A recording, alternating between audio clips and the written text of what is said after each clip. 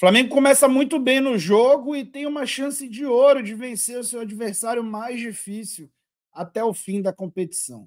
Depois de um ótimo primeiro tempo, o Flamengo foi dominado na segunda etapa pelo Fluminense e deixou escapar 2 pontos que podem ser decisivos nessa reta final do Campeonato Brasileiro. Ao mesmo tempo, o Palmeiras venceu e assumiu interinamente ali a liderança e vai ser difícil tirar o título do Alviverde. Apesar de ter vencido o Palmeiras por 3-0 na rodada anterior, o Flamengo pode ver e amargar o gosto de vê-los campeões e entender que era superior, mas que campeonato de pontos corridos se faz de regularidade, paciência, humildade, entre outras coisas.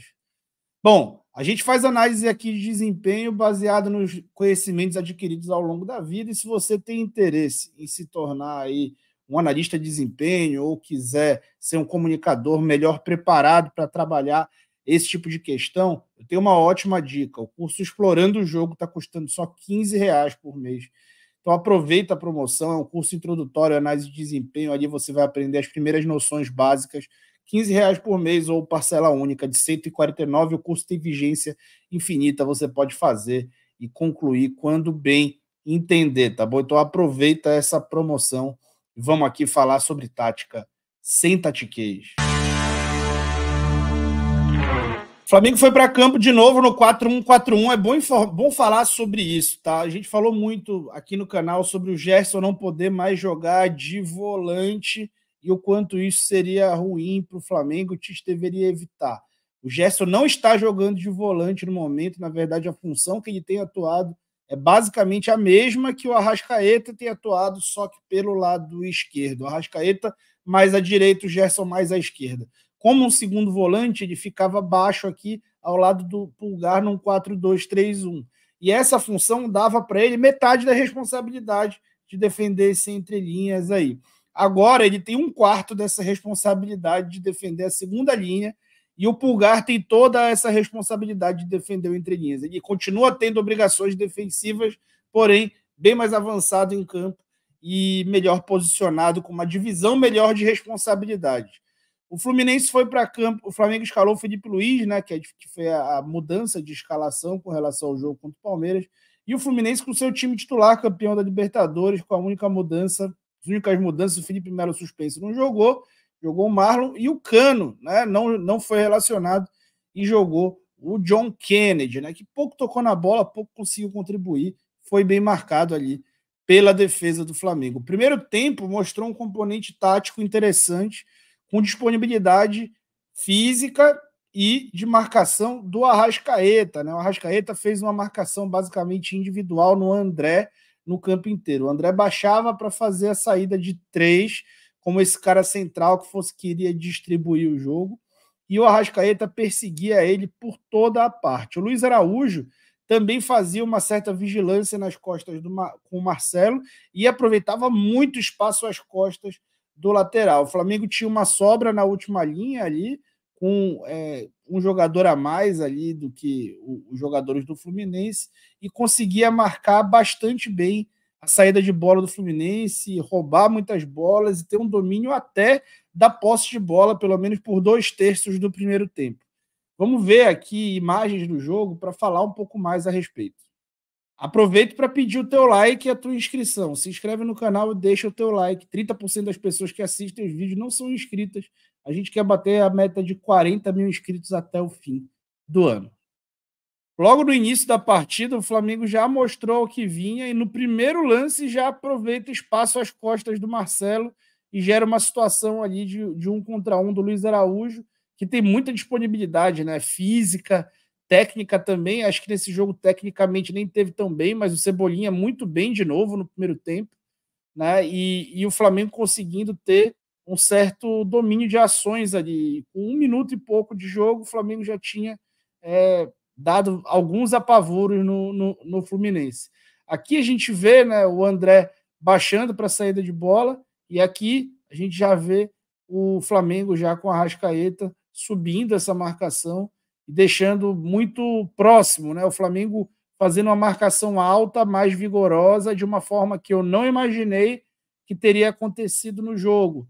mas isso contribuiu para um ótimo domínio ali na primeira etapa, né? Veja como o Arrascaeta não larga o André, né? Ali no meio da imagem. E ele se posiciona diferente, mas fica sempre numa vigilância ao André. O Fluminense fica sem saída e é obrigado a rifar a bola. O Flamengo, ao mesmo tempo, entendia que o Fluminense fazia uma marcação alta, vigorosa e recuava bastante a bola, né? Fazia movimentos de puxar esse ataque do Fluminense para marcar alto, e o Rossi conectava essas bolas longas que tanto são característica dele, né? O Marcelo deu um migué inacreditável naquele lance, tentou uma falta, o Flamengo quase pôde fazer um gol ali aos 13, 14 minutos de jogo. A saída de bola do Fluminense continuava com muita dificuldade, e o Flamengo aproveitava já para marcar, continuava marcando ali alto, mas em alguns momentos por zona, né? Soltando ali o Pedro e o Cebolinha, e o Arrascaeta fazendo aquele encaixe individual que eu comentei com relação ao André. Nesse lance, o Flamengo fecha todas as opções de passe do Marlon e quase faz um golaço com o Cebolinha, muito confiante, né? Puxando para a perna esquerda. Muito legal de ver, né, a recuperação desse jogador. Uma das boas notícias do jogo, né? Que não foi legal, mas teve boas notícias. Aqui uma bola que o Rossi conecta de esquerda para o Cebolinha. Cebolinha domina bem pressionado, inicia uma jogada com o Gerson que conecta a bola para o Felipe Luiz em profundidade. Felipe Luiz atacando o espaço e conseguindo ali, né, fazer uma jogada de linha de fundo, tocando para trás. O Luiz Araújo finaliza, mas muita perna na frente dele. O Flamengo quase faz o gol ali, consegue finalizar 2 vezes para 2 boas defesas do Fábio.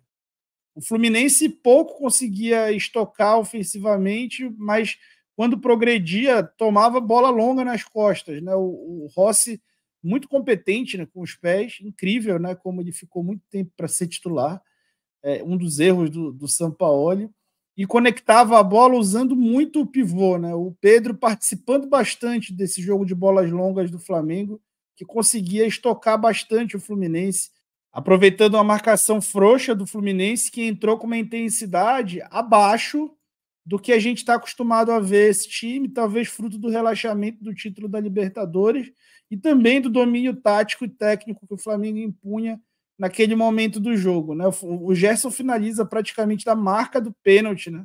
E o Flamengo não consegue fazer. O Fluminense tem de sair jogando, o Gerson faz uma recuperação nas costas boa, o Flamengo faz uma recuperação e olha o que vai acontecer nesse lance, né? A bola vem para o Arrascaeta baixa para o Mateuzinho progride, dá a bola no Arrascaeta, que de novo participa, Gerson, Pulgar, e agora o Arrascaeta vai atacar as costas do André aqui, ó, no entrelinhas, né? Vejam como o Luiz Araújo acabou, o Mateuzinho acabou fixando o André e arrastando, e o Arrascaeta pede a bola aqui no entrelinhas, bem livre. Recebe essa bola e vai fazer um drible de corpo incrível, né, no Nino, e fazer um golaço, né, para abrir o placar para o Flamengo, que quando vinha abrindo vantagens desse tipo, não concedia, né? Porque conseguia ter a humildade de baixar suas linhas, de recuperar ali a sua marcação, de usar contra-ataques, etc. Nesse jogo, de manter uma marcação mais alta ali no segundo tempo, né? O Flamengo até inicia o jogo tentando manter as suas 2 linhas de 4, mas era facilmente atraído pelo Fluminense, que fez várias modificações. Vamos falar sobre essas modificações do Fluminense. Bom, o Fluminense volta para o segundo tempo com o Diogo Barbosa no lugar do Marcelo, até esqueci de mudar o número, o Ione no lugar do Keno e o Lima no lugar do zagueiro Marlon. E aí ele muda para uma estratégia em que o André é zagueiro, o Diogo Barbosa é um lateral meio ala, e o Samuel Xavier fica um pouco mais preso com o Ione ao lado do John Kennedy. Qual que é o efeito prático disso? Lembra da marcação que eu falei que o Arrascaeta fazia no André? O André agora estava mais baixo em campo, progredia menos, dava muita qualidade na construção, assim como o Lima, que baixava entre os zagueiros. E o Arrascaeta ficava agora mais preocupado ali com o Martinelli, que era quem estava fazendo a função mais ou menos que o André fazia, ou com o Lima. E isso gerou um time com mais qualidade para sair jogando por trás. Ao mesmo tempo que, como o Fluminense colocou o Ione Gonçalves, ele foi mais um naquele bloco, naquela última linha que tinha uma sobra que eu mostrei para vocês no primeiro tempo. E acabou que o Fluminense gerou uma superioridade grande pelo lado direito do campo, né? O Samuel Xavier mais avançado, fazendo essa construção junto com Arias, a aproximação maior do Ganso, do Kennedy, e o Fluminense começou a sair muito pelo lado direito, que é o seu lado mais forte, e forçar muito o Felipe Luiz, que já não é nenhum garoto, e foi tendo uma pressão enorme para defender. Vejam aqui o mapa de calor do Fluminense no segundo tempo, vejam como eles praticamente jogam só pelo lado direito na segunda etapa. Ainda assim, o Flamengo conseguiu ter alguns lances de estocadas aí, bolas longas, porque o Fluminense deixou a sua defesa mais em mano a mano do que antes, depois das substituições. E aí o Flamengo teve algumas oportunidades ali no entrelinhas, em transições mais rápidas, né? O Fluminense tem muita dificuldade nessa transição defensiva e mesmo assim não conseguiu ter chances claras de gol, errando ali muito o último passe. O que eu não entendi bem foi isso aqui, né? O Flamengo marcando alto com referências individuais no segundo tempo com o jogo 1-0. Eu não acho que fosse ser a atitude mais adequada, jogando com 1-0 no marcador contra um adversário que é tão preparado para sair construindo dessa forma. O Fluminense foi ganhando território, né, conseguia quebrar essa linha e gerava uma dificuldade grande aqui nesse lance. O Ione Gonzalez não cruza direito, se cruzasse direito ia pegar um mano a mano dentro da área do Flamengo e possivelmente ia fazer um gol, né? O Flamengo continuava sofrendo com áreas ali por aquele lado direito do Fluminense do ataque e lado esquerdo do Flamengo, que acabava ficando mais exposto. E aí o Diniz acabou com essas mudanças, gerando muita superioridade ali territorial em cima do Flamengo, que demorou demais a mexer, né? O Tite devia já estar preparado para essas trocas do Diniz. Essas trocas do Diniz já acontecem há quase 2 anos, trazendo o André para a zaga, colocando um cara a mais dentro do bloco. Mas aparentemente o Tite demorou um pouquinho para mexer, e essa demora de colocar o Thiago Maia ali naquela função acabou contribuindo até para que saísse o gol, né? Para que saísse o gol de empate do Fluminense, que teve ali o lançador, né? O Martinelli, completamente livre ali para poder fazer o lançamento preciso, e teve ali gente aproveitando, né, o Felipe Luiz para fazer o cruzamento para dentro. E aí, gente, desculpa, mas vejam aqui a situação que estava na hora da bola, na hora da bola escorada. Cara, a bola ela podia ser do Rossi, ela podia ser do Mateuzinho, ela podia ser do Fabrício Bruno, ela só não podia ser do Ione Gonçalves, né? O Mateuzinho literalmente dorme, né? Essa divisão de referência, o lateral nesse momento, ele precisa tanto se concentrar em olhar para a bola quanto em saber quem está nas costas dele. Esse é um lance dificílimo que os laterais costumam a ficar muito expostos. Mas, assim, por exemplo, o Wesley, que tem 1000 defeitos, esse defeito ele não tem, né? O Wesley, em algum momento do tempo no campeonato, foi o jogador que mais fazia interceptação, muito baseado nesse tipo de interceptação, cruzamento do lado oposto. Esse é o tipo de lance que gerou aquela mentoria do Davi Luiz ao Rodinei, de que o lateral do lado oposto, o lateral era atropelado e o Rodinei tinha aprendido a defender. Pois é, o Mateuzinho dormiu, o Ione Gonçalves entrou e fez o gol, né? Acho que o Rossi confiou muito nessa marcação e o Flamengo deixou empatar o jogo. Logo depois o Thiago Maia entra, né? O Tite coloca o Thiago Maia, o Flamengo consegue ter ali um entrelinhas melhor preenchido, gera uma dificuldade maior para esses dois atacantes do Fluminense dentro do bloco e volta a ter a superioridade territorial em vários momentos aí, quando consegue recuperar a bola. O Tite decide colocar o Bruno Henrique, né? Coloca primeiro o Bruno Henrique do lado direito, que assim, eu não entendo qual era a necessidade de colocar o Bruno Henrique do lado direito. O Flamengo, com a entrada do Thiago Maia em si, já passava a ter uma superioridade, né? Se fosse para colocar o Bruno Henrique, colocasse de centroavante ou do lado esquerdo, mas colocou do lado direito. Logo em seguida, mudou, e aí ele colocou o Gabriel, o Everton Ribeiro, tirou a Arrascaeta e tirou o Pedro, né? Então, é difícil de entender como, vejam só essa jogada, o Flamengo conseguindo construir a poucos toques, com muita movimentação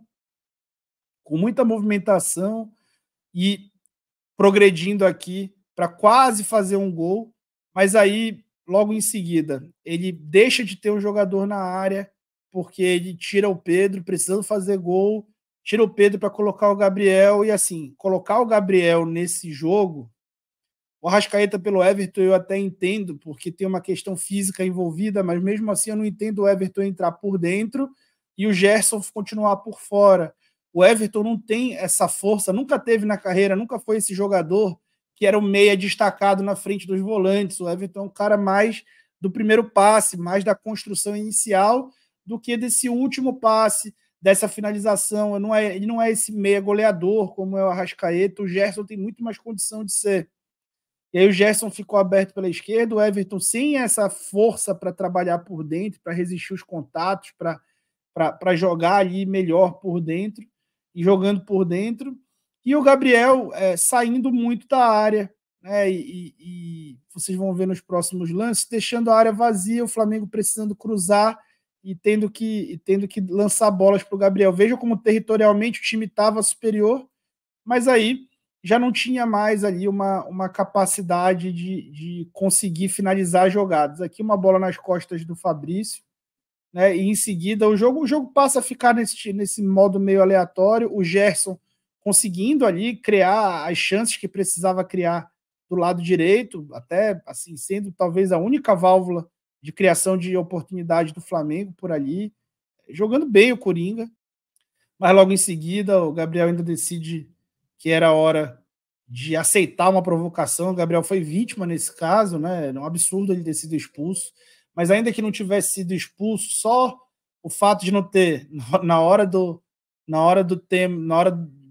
entreveiro ali com o Nino, evitado briga, saído correndo de lá, para o relógio não correr, porque ali o relógio corre, acaba o jogo, e o Fluminense já fez isso outras vezes contra o Flamengo, geralmente com o Felipe Melo em campo. O Nino dessa vez assumiu essa função e o Gabriel caiu, como já caiu 800 vezes na carreira nisso. Acho que a expulsão foi muito injusta, mas tecnicamente não se justificava a entrada dele, ao mesmo tempo que assim, o Tite, com as mudanças que faz, primeiro demora a mudar e depois, quando muda, parece que muda por uma questão diplomática do elenco, né? Para não deixar o Gabriel um jogo inteiro sem entrar, não deixar o Everton um jogo inteiro sem entrar. Ali, cara, você está precisando ganhar o jogo, você vai tirar seu centroavante, o único do elenco, um cara que está agora em boa fase, deixa lá o Pedro.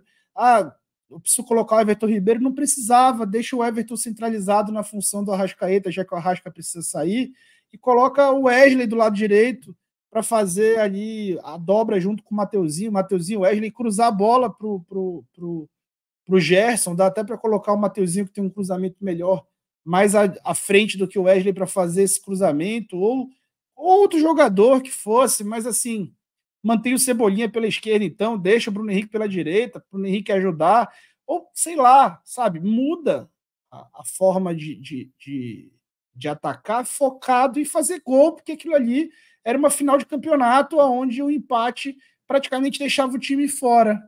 Mas aí não, precisa construir a opinião geral de que o Gabriel não tem condição agora, então precisa colocar o Gabriel para dar oportunidade para que se recupere. Cara, quantas oportunidades o Gabriel vai ter que ter em 2023? Pô, aproveita, descansa o cara, vai trabalhar o cara fisicamente, aproveita esse fim de ano para trabalhar ele fisicamente, psicologicamente, faz o tratamento multidisciplinar nele, tratamento tático, feng shui, o que for, mas assim, não dá para jogar mais esse ano. O Gabriel, nesse ano de 2023, não tem nível para jogar na Série A, não é no Flamengo. Eu não estou falando isso aqui por ódio ao atleta, eu não tenho isso com o Gabriel, muito pelo contrário. Eu sou rubro-negro, então não tem muito como odiar o Gabriel, mas assim, é um fato de que ele, tecnicamente, não entrega. E aí, você vai jogar só com a gratidão, com a idolatria?